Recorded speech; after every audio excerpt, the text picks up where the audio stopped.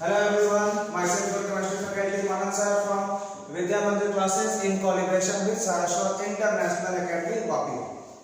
Now we are going to start the crash course for JEE Mains 2021. Okay, so first of all I will start with the block chemistry. Now we are going to start with the block chemistry.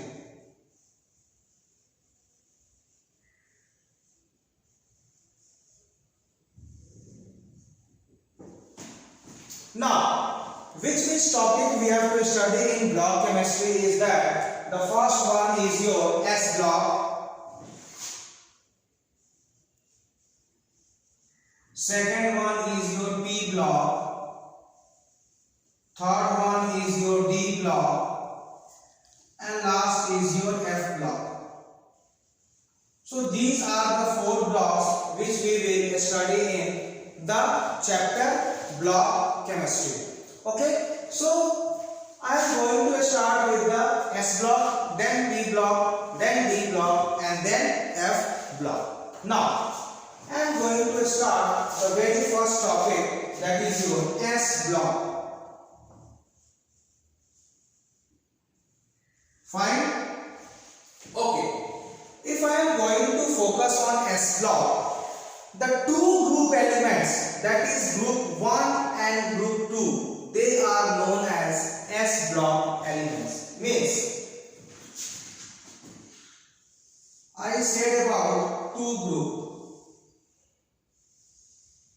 First one is lithium, sodium, potassium, rubidium, cesium, francium, and next beryllium, magnesium, calcium, strontium, barium, and radium. But hydrogen is not included in S block. What I am saying? These two are the S block element. These two groups are the S block element. This one we say as group 1 and this one we say as group 2. But S block, S element is not included in S block element.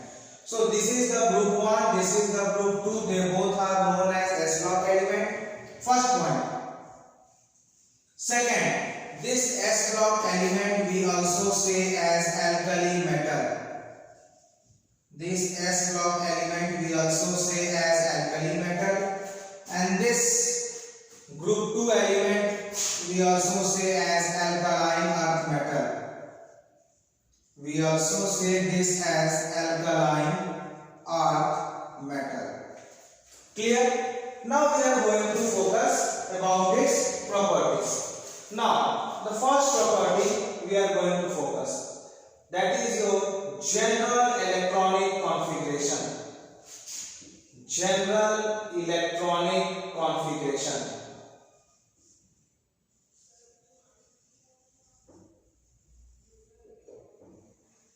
Now if we are going to focus on general electronic configuration, now I will read both group 1 and group 2 simultaneously, because it is your crash course and you know every basic of this chapter. So I am just going to revise in very few minutes. Fine. Now if we are going to see general electronic configuration for group 1, for group 1, your general electronic configuration is what? It is something inert gas NS1. Means in group 1 the outermost shell has 1 electron, and also that last electron is in the differentiating subshell S block. Means last electron is in S subshell, that's why we say this as S block element. Now if we are going to write the general electronic configuration of group 2, it is inert gas NS2. So So these are the general electronic configuration of group 1 and group 2 elements of s block. The first point. Second, if we are going to focus on the size, then what we see कि when you are going to move from top to bottom, like lithium to sodium or sodium to potassium or beryllium to magnesium, magnesium to calcium, what will you notice? That on moving from top to bottom, number of cell goes on increasing. So as number of cell increases, definitely its size will also increase. So what I can say, that on moving from top to bottom, due to increase in number of cell, its size also increases. So I can write that from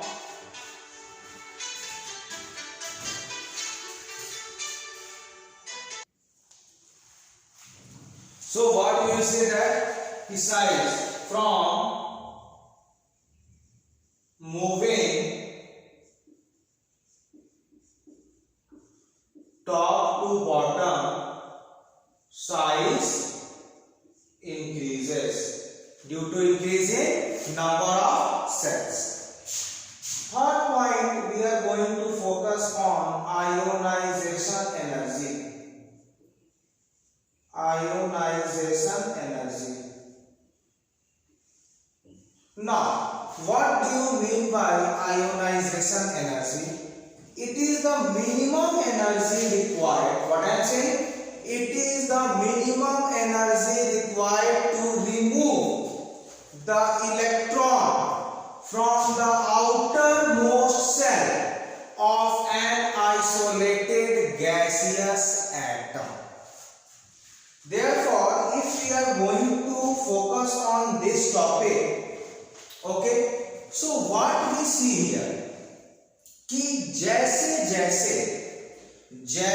जैसे ऊपर से जब आप नीचे आ रहे हो तो आपका साइज बढ़ते जा रहा है. ऊपर का साइज छोटा, नीचे का और बड़ा, फिर और बड़ा, फिर और बड़ा. तो जैसे जैसे आपका साइज बढ़ते जा रहा है, वैसे वैसे nucleus and outer most shell का डिस्टेंस बढ़ते जा रहा है. जब डिस्टेंस बढ़ेगा nucleus and outer most shell में, तो इनके बीच फोर्स ऑफ अट्रैक्शन डिक्रीज करेगा. और जब फोर्स ऑफ अट्रैक्शन डिक्रीज करेगा तो मिनिमम एनर्जी में आप आउटर मोस्ट इलेक्ट्रॉन को रिमूव कर सकते हो. खड़ा. तो हम क्या बोल सकते हैं कि ionization energy on moving from top to bottom due to increase in size, force of attraction decreases. Therefore, with minimum amount of energy, I can remove the electron from the outermost cell. Therefore, we can say that on moving from top to bottom, ionization energy decreases. आया समझ में? तो क्या लिखेंगे हम इसको? On moving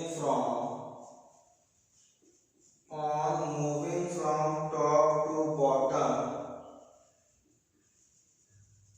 due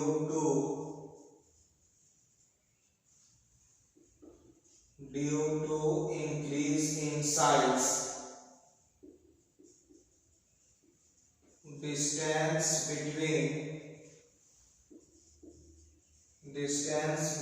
nucleus and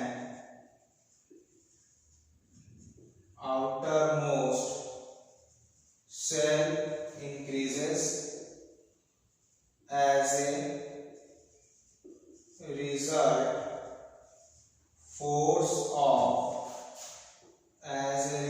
force of attraction decreases. Therefore, minimum energy is required to remove an electron. Therefore, ionization energy decreases on moving from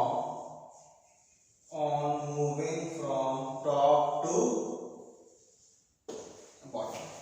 okay, अब इसमें जो आपका इंपॉर्टेंट क्वेश्चन आएगा जेई या मेडिकल पर्पस से, वो क्या है? सबसे पहला क्वेश्चन,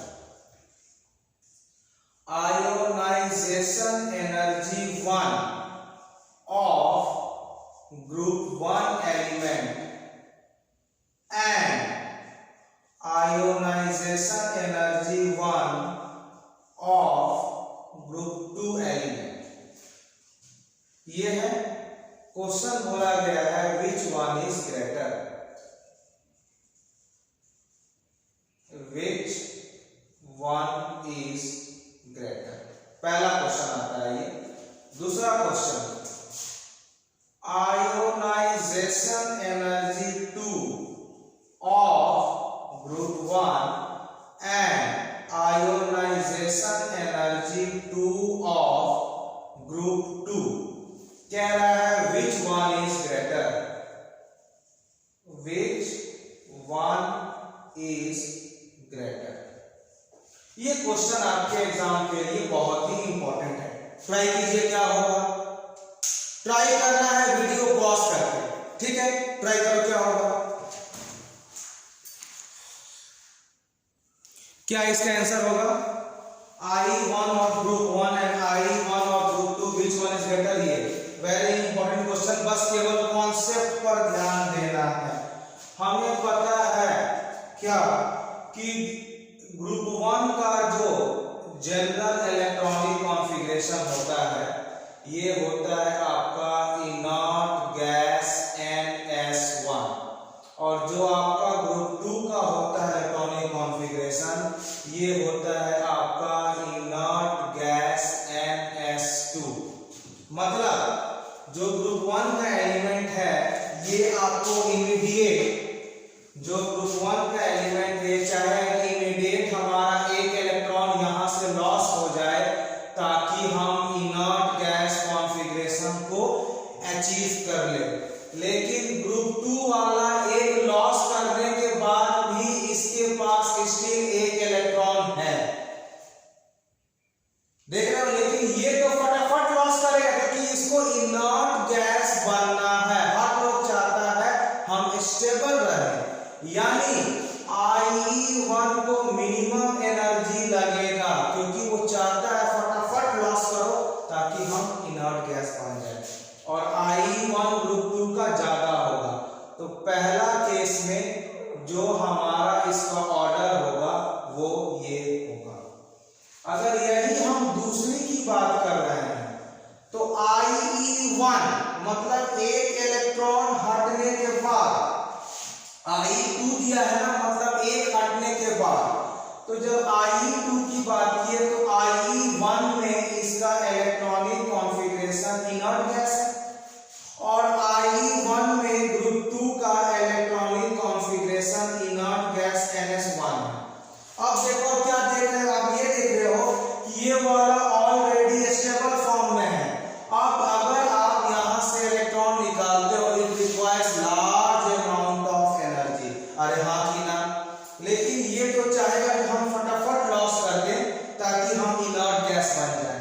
तो सेकेंड केस में क्या हो जाएगा कि IE2 of group 1 is greater than IE2 of group 2।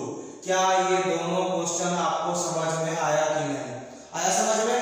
चलिए नेक्स्ट हम बात करेंगे कुछ important reactions with the help of properties. इसको आप कॉपी करें फटाफट जल्दी।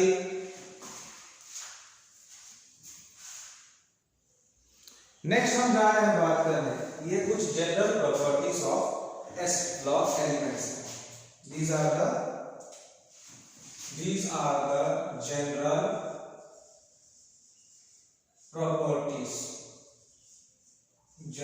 properties of S block. अब इस S ब्लॉक में जो हमने मेटल लिया है, इसको हम पहले ग्रुप 1 को लेकर समझते हैं। जरा ध्यान से समझिएगा, इस पर कुछ क्वेश्चंस आते हैं आपके एग्जाम में, बहुत ध्यान से। एल्कली मेटल जब रिएक्शन रिएक्शन करता है किससे? हाइड्रोजन से। तो ये क्या बना लेता है? Metal hydride. क्या बनाता है? Metal hydride. आया समझ में? दूसरी, यही जब मेटल रिएक्ट करे वाटर से तो क्या बनाता है? Metal hydroxide plus of H2। यही जब रिएक्ट करता है हैलोजन से तो क्या बनाता है? Metal halide. जब ये रिएक्ट करता है O2 से, वेरी इंपॉर्टेंट, अगर लिथियम है तो बनाता है Li2O, अगर सोडियम ले लिए तो बनाएगा Na2O2, अगर पोटेशियम ले लिए तो ये बनाता है KO2। अब क्वेश्चन कैसे आएगा जरा ध्यान से समझना। ग्रुप 1 में अगर हम लिथियम का रिएक्शन कराते हैं ऑक्सीजन के साथ तो लिथियम जो ऑक्साइड बनता है इसको हम बोलते हैं ऑक्साइड। लेकिन सोडियम से जब रिएक्शन करेगा O से, जो मेरा कंपाउंड बनेगा इसको बोलते हैं पेरोक्साइड। इसको हम क्या बोलते हैं? पेरोक्साइड। और यही जब पोटेशियम से करेगा बेटा तो यही बन जाता है सुपर ऑक्साइड। वेरी इंपॉर्टेंट, याद रखिएगा। ऑक्साइड का सिंबल क्या होता है? O-2, पेरोक्साइड का O2-2, सुपर ऑक्साइड का O2-1। तो याद रखना, अल्कली मेटल ग्रुप 1 जब रिएक्ट करेगा ऑक्सीजन से तो एलिमेंट के अनुसार ऑक्साइड बनता है। लिथियम रहेगा तो ऑक्साइड बनेगा, सोडियम रहेगा तो पेरोक्साइड बनेगा, पोटेशियम रहेगा तो सुपर ऑक्साइड बनेगा। अगला अगर हम बात करते हैं मेटल से तो इसमें क्या हो जाएगा? Lithium nitride. बाकी कोई मेटल रिएक्ट नहीं करता, क्योंकि ग्रुप 1 में क्या आएगा? Lithium, sodium, potassium, rubidium, caesium, francium, केवल लिथियम करेगा। अगर आप लिखते हो Na3N, this is not possible. अगर आप लिखते हो K3N, this is not possible. अगर आप लिखते हो Rb3N, not possible. CS3N, not possible. केवल नाइट्राइड कौन बनाएगा? Only lithium. वेरी इंपॉर्टेंट, याद रखिएगा। दूसरा अगर हम बात करते हैं सल्फर, ये M है +1, S है -2, ये बन जाएगा M2S, मेटल सल्फाइड। अगर हम बात करते हैं फास्फोरस का तो आप बताइए फास्फोरस कितना होगा और एसिड से HCl कितना होगा? कितना होगा बताइए, आप जल्दी बताइए। अगर हम फास्फोरस की बात करें तो ये क्या बना देगा? M3P। और अगर हम बात करें एसिड का, ये बना देगा MCl plus of half H2। तो ये कुछ हमारे जनरल रिएक्शंस हैं किसके? ग्रुप 1 S ब्लॉक एलिमेंट का। अब आपसे कुछ भी पूछ सकता है कि H2 पास करोगे तो क्या बनेगा, H2O पास करोगे तो क्या बनेगा, H2 करोगे तो क्या, एसिड में क्या, फास्फोरस में क्या, सल्फर में क्या, नाइट्रोजन में क्या और ऑक्सीजन में। सबसे इंपॉर्टेंट आपका, फिर हम बता रहे हैं सबसे important 1, 2 and these 3, they are very very important। देखिए इसको ध्यान से।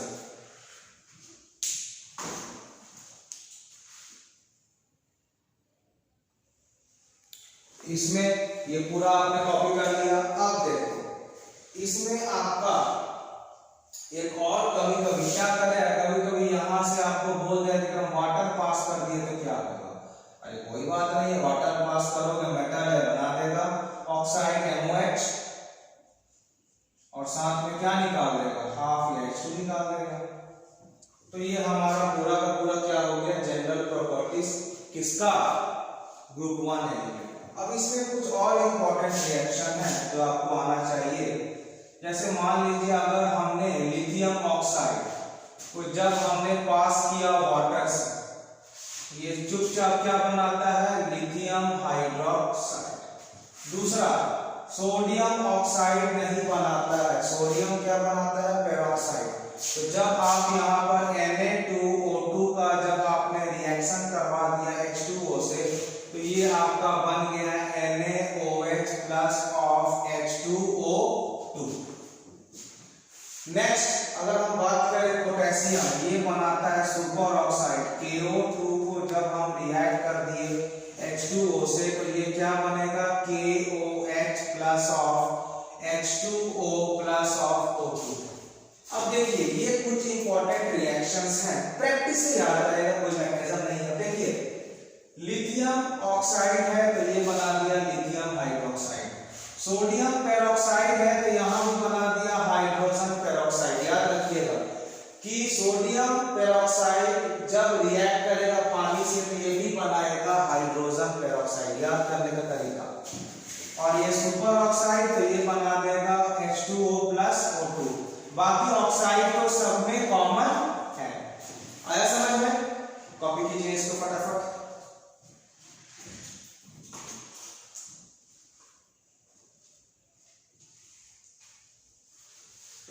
हो गया। चलिए अगला अगर हम बात करते हैं मेटल फॉस्फाइड N3P को, अगर आपने जब इसको रिएक्ट कर दिया वाटर से क्या करेगा ये, जरा देखना ध्यान से। ये तो आपको बना देगा MOH और साथ में बना देगा PH3, साथ में क्या बना देगा PH3। इसका नाम क्या है, फॉस्फिक गैस।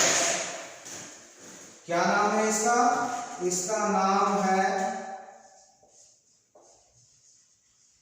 Phosphine gas. क्या नाम है इसका, फॉस्फिन गैस।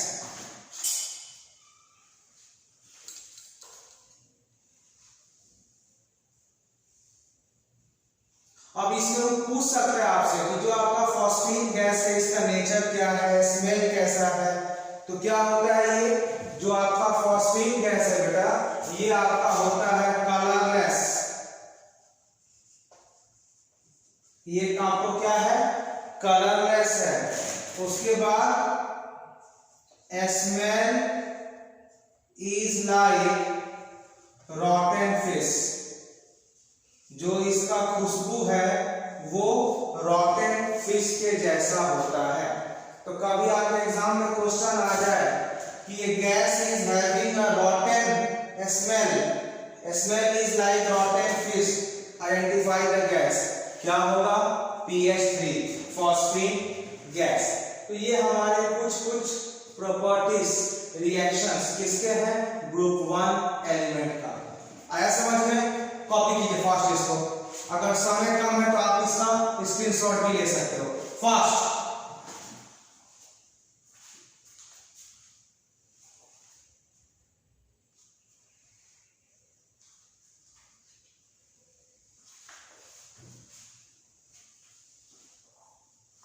चलो, इसमें अगर मान लीजिए कि इसमें अगर हम एक और थोड़ा क्वेश्चन जोड़ दें कि लिथियम नाइट्राइड में अगर हमने वाटर पास कर दिया तो क्या बनेगा मेरा आंसर, क्या हो जाए, कोई बात नहीं है। मेटल तो वाटर से इमीडिएट बना लेगा हाइड्रोक्साइड, क्या बना लेगा लिथियम हाइड्रोक्साइड, और साथ में N है और वाटर है, क्या बना लेगा एमोनिया गैस। ये हमारा क्या हो गया लिथियम नाइट्राइड का रिएक्शन वाटर से। तो ये सब बहुत सिंपल है, बस आपको गैसेस ये सब याद रखना पड़ेगा। आया समझ में इसको? फटाफट कॉपी करें जल्दी।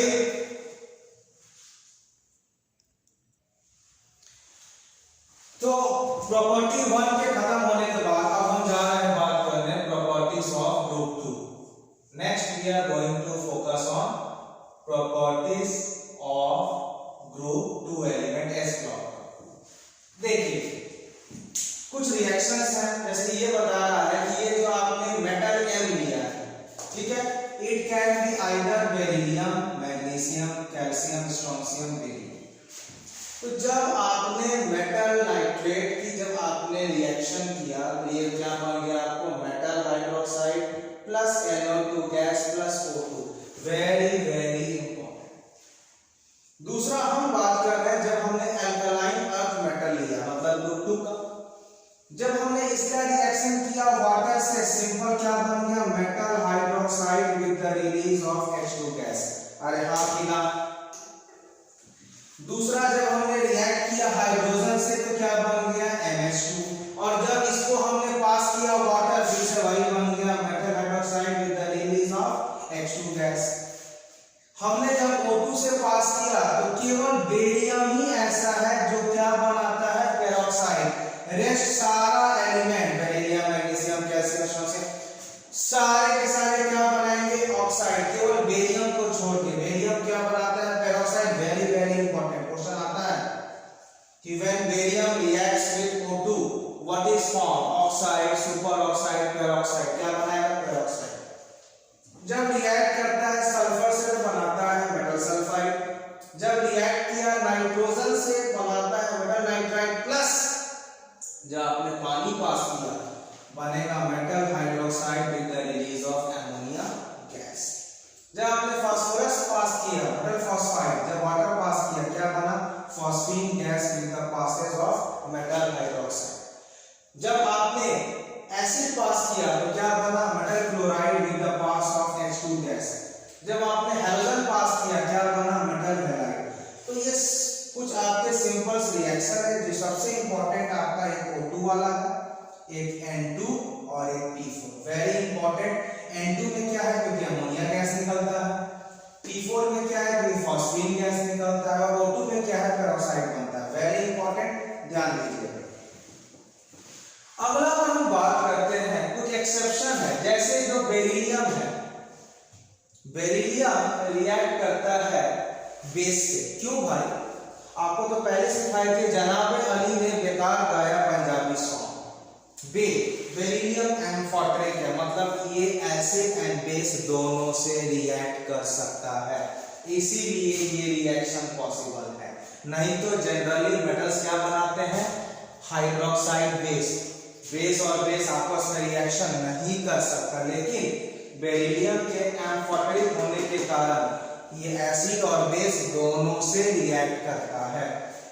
तो जब ये रिएक्ट किया तो क्या बन गया, Na2BeO4। लेकिन एक्चुअल जो आपके एनसीईआरटी फॉलो करता है वो इस फॉर्म में लिखता है Na2BeO2 + H2O। इसका नाम क्या है, सोडियम बेरिलेट। क्या नाम है इसका, सोडियम बेरिलेट। वेरी इंपॉर्टेंट, याद रखिएगा। अब देखिए प्रिपरेशन ऑफ बेरिलियम हाइड्राइड। अब देखिए बेरिलियम हाइड्राइड का आप डायरेक्ट हाइड्रोजन के साथ प्रिपरेशन नहीं कर सकते, वेरी डिफिकल्ट। लेकिन जब आप बेरिलियम ऑक्साइड ले रहे हैं, क्या ले रहे हो, beryllium oxide, and when you are passing hydrogen gas in presence of carbon coke, you are getting BeH2 beryllium hydride. लेकिन जो क्वेश्चन एग्जाम में आता है क्या आता है कि जो BeH2 आया वो किस फॉर्म में आया है। तो हम क्या लिखें कि जो BeH2 बना है ये पॉलीमेरिक फॉर्म सॉलिड स्टेट में आया है। लेकिन यही जब आपने BeO को जब आपने Cl2 पास किया इन प्रेजेंस ऑफ कार्बन को, यहां बना BeCl2, ये भी बन गया पॉलीमर। क्या बन गया, पॉलीमर। अब इन दोनों का क्वेश्चन कैसे आता है एग्जाम में, जरा समझिएगा।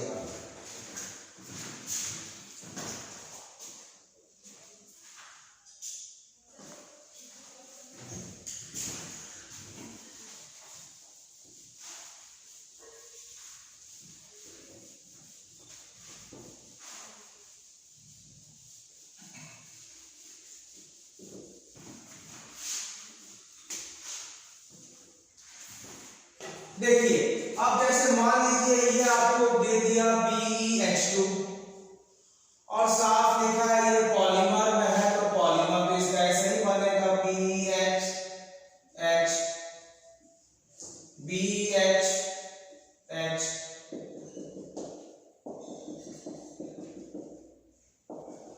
ये पॉलीमर बन गया। अब क्वेश्चन क्या आएगा कि इसमें बेरिलियम में, ये जो बेरिलियम है और ये जो बेरिलियम है, दोनों में आप क्या डिफरेंस देख रहे हो।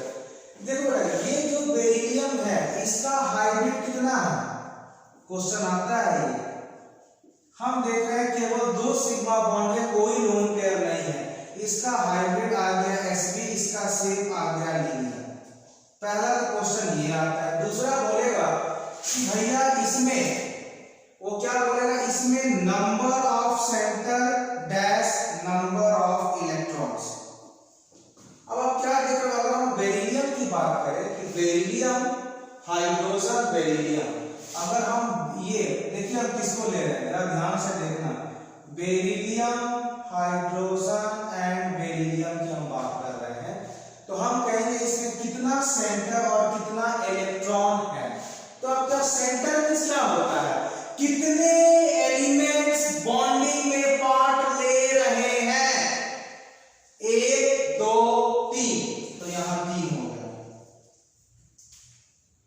और उस बॉन्डिंग में कितने रियल बॉन्ड है, केवल एक ही बॉन्ड तो रियल है, एक तो इमेजिनरी है। तो एक रियल बॉन्ड है, एक बॉन्ड बनाने के लिए कितना इलेक्ट्रॉन लगता है, 2। तो ये हो गया 3 सेंटर 2 इलेक्ट्रॉन। क्या सबको समझ में आया कि नहीं? चलो दूसरा, अगर हम बात करते हैं BeCl2 का, तो ये समझो, सबको कॉपी हो गया, एक बार कॉपी कर लो इसको। डन हो गया? क्यों जी हो गया? चलो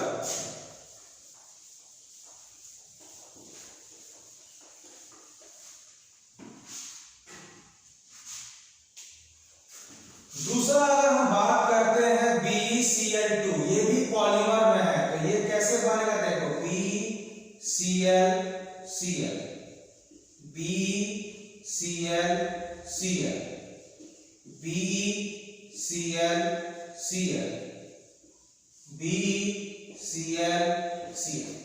अब देख रहे हो कि बेरिलियम के पास वैकेंट ऑर्बिटल है और क्लोरीन के पास लोन पेयर है।